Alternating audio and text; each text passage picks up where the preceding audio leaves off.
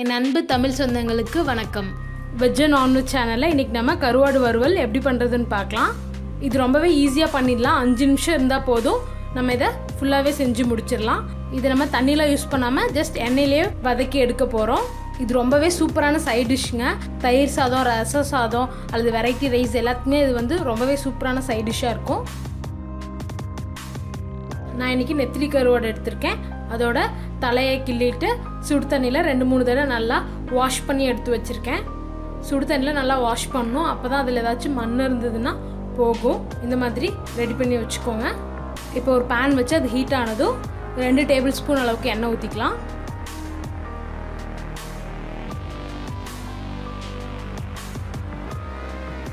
எண்ணெய் சூடாகிடுச்சு. இப்போ இதில் ஒரு 5 சின்ன வெங்காயம் இந்த மாதிரி பொடி பொடியாக கட் பண்ணி வச்சுருக்கேன், அதை சேர்த்துடலாம்.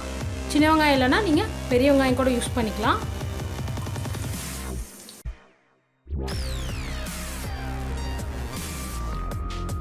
வெங்காயம் வதங்கிருச்சு. இப்போ இது கூட ஒரு 1/2 டீஸ்பூன் அளவுக்கு இஞ்சி பூண்டு பேஸ்ட் சேர்த்துக்கலாம்.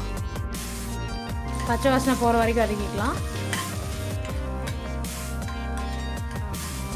இஞ்சி பூண்டோட பச்சை வாசனைலாம் போயிடுச்சு.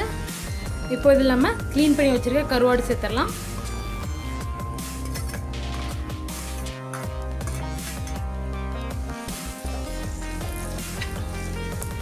இது நல்லா எண்ணெயிலேயே ஒரு 2 நிமிஷம் நல்லா வதங்கட்டும்.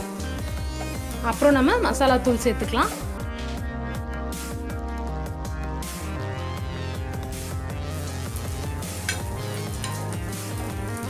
கருவாடு 2 நிமிஷமாக நல்லா வதங்கிட்டு இருக்கு. அதுலேருந்து நல்ல வாசனை வர ஆரம்பிச்சிருச்சு. இந்த ஸ்டேஜில் நம்ம மசாலா சேர்த்துடலாம். இதெல்லாம் 1/4 டீஸ்பூன் அளவுக்கு மஞ்சள் தூள், 3/4 டீஸ்பூன் குழம்பு மிளகாய் தூள், 1 டீஸ்பூன் மல்லித்தூள் எடுத்திருக்கேன். இதை சேர்த்துடலாம். நீங்கள் இப்படி தனித்தனியாக மசாலா சேர்க்க விரும்பலைன்னா நீங்கள் சிக்கன் மசாலா அல்லது மட்டன் மசாலா இருக்கு இல்லையா, அதுவும் மஞ்சள் தூள் மட்டும் கூட சேர்த்துக்கலாம். ரொம்பவே நல்லாயிருக்கும். 1லேருந்து 2 நிமிஷம் நல்லா வதக்கிக்கோங்க. மசாலாவோட பச்சை வாசனைலாம் போனதும் நம்ம அடுப்பை ஆஃப் பண்ணிடலாம். கருவாடில் ஆல்ரெடி உப்பு ஜாஸ்தியாக தான் இருக்கும். ஸோ நீங்கள் இதுக்கு உப்பு சேர்க்க வேண்டிய அவசியம் இல்லை. 2 நிமிஷமாக நல்லா வதங்கிடுச்சு.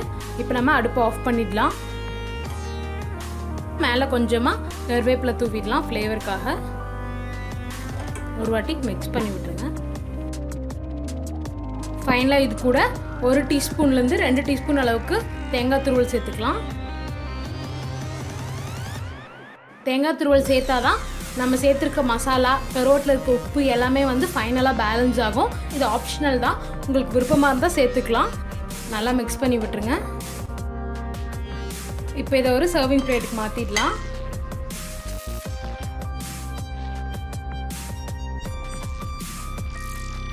சுவையான கருவாடு வறுவல் தயார். இந்த ரெசிபியை உங்கள் வீட்டில் கண்டிப்பாக ட்ரை பண்ணி பார்த்துட்டு எப்படி இருந்ததுன்னு எனக்கு கமெண்ட்டில் போடுங்க. மறக்காமல் வெஜ் அண்ட் நான்வெஜ் சேனலை சப்ஸ்கிரைப் பண்ணுங்கள்.